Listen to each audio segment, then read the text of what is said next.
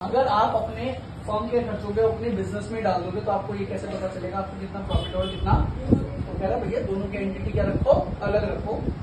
ये यहाँ पे जो आपको दिखाई दे रहा है ना, ये चेयर वेयर वगैरह जो भी है किसकी है, मेरे घर में ये एसी फैन पंखा जो भी दिखाया जा रहा है वो किसका है, देव इंस्टीट्यूट का। ठीक है, और आप इस चीज को वैसे भी समझो, नॉर्मल लाइफ में भी समझो। चलो हम बात करते हैं। आपको मैकडी में गए, मैकडी के ओनर का नाम क्या है? मैकडी का तो पता है ना।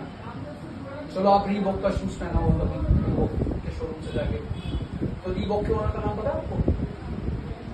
रीबॉक का तो पता है ना। अच्छा, हम श्रीनगर में रहते हैं, हमने कोई लोकल दुकान से माल खरीदा होगा, कोई भी मैं नाम नहीं लेता, लेकिन अगर हमने खरीदा होता है, जैसे उसको हमने राज स्वीट से मिठाई खरीदी, तो बिल पे उसके ओनर का नाम थोड़ी लिखा होता है, किसका नाम लिखा होता है? तो बोर्ड पे भी क्या लिखा होता है, राज स्वीट्स। बिल पे भी क्या लिखा हुआ है, राज स्वीट्स। और दुकान के अंदर जाओगे तो भी क्या लिखा मिलेगा, राज स्वीट्स। ओनर का नाम थोड़ी लिखते हैं। तो इसका मतलब वो क्या दिखाना चाहते हैं, एंटिटी किसकी, फर्म की। तो फर्म की एंटिटी हमेशा अलग होती है अकाउंटिंग पॉइंट ऑफ व्यू से, और ऑनर की एंटिटी अलग होती है। लेकिन ये जो बात कह रहा हूं ना, ये अकाउंटिंग पॉइंट ऑफ व्यू है। फर्म के मामले में एक लीगल पॉइंट ऑफ व्यू भी है, या पार्टनरशिप के लिए भी हो सकता है। ठीक है, और फर्म के लिए हो सकता है। लीगल व्यू पॉइंट क्या कहता है, दीपक भारद्वाजी क्या है, देव इंस्टीट्यूट। आपने फीस दी, फीस पे क्या लिखा हुआ है, देव इंस्टीट्यूट ऑफ प्रोफेशनल और रिसर्च। ये तो मुझे ही है ना, पढ़ने की डिमांड तो मुझसे ही करोगे ना। तो जब हमारे को अकाउंट्स मेंटेन करना है तो ये दोनों चीजें अलग हैं।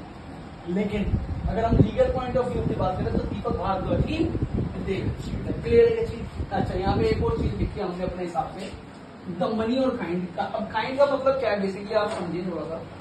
मैं काइंड को मैंने ऐसे समझा है या समझाने की कोशिश करता हूँ कि आप अपने घर से बिजनेस में कुछ भी लगाओगे ना, वो सारा ही कैपिटल है। जैसे आपने बिजनेस स्टार्ट करा, हमने बिजनेस स्टार्ट करा, तो मैंने 1 लाख रुपए कैश लगाया बिजनेस में। ठीक है भैया, 1 लाख रुपए का बिजनेस में कैश लगा दिए। अब मैंने देखा यार बिजनेस में 1 लाख रुपए से तो काम नहीं चला, चेयर की कमी रह गई।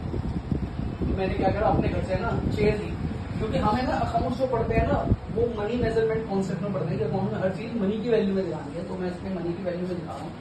मैं अपने घर से 20,000 रुपए की चेयर कहाँ पे ले गया, अपने बिजनेस में ले गया, और अपने घर से 30,000 रुपए का एसी, गर्मी बहुत ज्यादा हो रही थी, अपने बिजनेस में ले गया।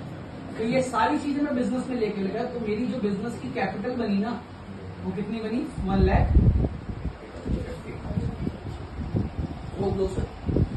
अगर आप अपने फर्म के खर्चों पे अपने बिजनेस में डाल दोगे तो आपको ये कैसे पता चलेगा आपको कितना प्रॉफिट और कितना। तो कह रहा भैया दोनों की एंटिटी क्या रखो, अलग रखो। ये यहाँ पे जो आपको दिखाई दे रहा है ना, ये चेयर वेयर वगैरह जो भी है किसकी है, मेरे घर में ये एसी फैन पंखा जो भी दिखाया जा रहा है वो किसका है, देव इंस्टीट्यूट का। ठीक है, और आप इस चीज को वैसे भी समझो, नॉर्मल लाइफ में भी समझो। चलो हम बात करते हैं। आपको मैकडी में गए, मैकडी के ओनर का नाम क्या है? मैकडी का तो पता है ना। चलो आप रीबॉक का शूज पहना होगा कभी रीबॉक के शोरूम से जाके, तो रीबॉक के ओनर का नाम पता है आपको? रीबॉक का तो पता है ना। अच्छा, हम श्रीनगर में रहते हैं, हमने कोई लोकल दुकान से माल खरीदा होगा, कोई भी मैं नाम नहीं लेता, लेकिन अगर हमने खरीदा होता है, जैसे उसको हमने राज स्वीट से मिठाई खरीदी, तो बिल पे उसके ओनर का नाम थोड़ी लिखा होता है, किसका नाम लिखा होता है? तो बोर्ड पे भी क्या लिखा होता है, राज स्वीट्स। बिल पे भी क्या लिखा हुआ है, राज स्वीट्स। और दुकान के अंदर जाओगे तो भी क्या लिखा मिलेगा, राज स्वीट्स। ओनर का नाम थोड़ी लिखते हैं। तो इसका मतलब वो क्या दिखाना चाहते हैं, एंटिटी किसकी, फर्म की। तो फर्म की एंटिटी हमेशा अलग होती है अकाउंटिंग पॉइंट ऑफ व्यू से, और ऑनर की एंटिटी अलग होती है। लेकिन ये जो बात कह रहा हूं ना, ये अकाउंटिंग पॉइंट ऑफ व्यू है। फर्म के मामले में एक लीगल पॉइंट ऑफ व्यू भी है, या पार्टनरशिप के लिए भी हो सकता है। ठीक है, और फर्म के लिए हो सकता है। लीगल व्यू पॉइंट क्या कहता है, दीपक भारद्वाजी क्या है,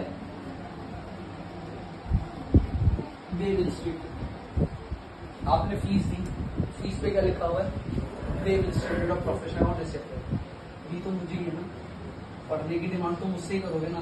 तो जब हमारे को अकाउंट्स मेंटेन करना है तो ये दोनों चीजें अलग हैं। लेकिन अगर हम लीगल पॉइंट ऑफ व्यू की बात करें तो दीपक भारद्वाजी देव इंस्टीट्यूट। क्लियर है ये चीज। अच्छा, यहाँ पे एक और चीज लिखी है हमने अपने हिसाब से, द मनी और काइंड का। अब काइंड का मतलब क्या है, बेसिकली आप समझिए थोड़ा सा। मैं काइंड को मैंने ऐसे समझा है या समझाने की कोशिश करता हूँ कि आप अपने घर से बिजनेस में कुछ भी लगाओगे ना, वो सारा ही कैपिटल है। जैसे आपने बिजनेस स्टार्ट करा, हमने बिजनेस स्टार्ट करा, मैंने 1 लाख रुपए कैश लगाया, ठीक है भैया 1 लाख रुपए का बिजनेस में कैश लगा दिया।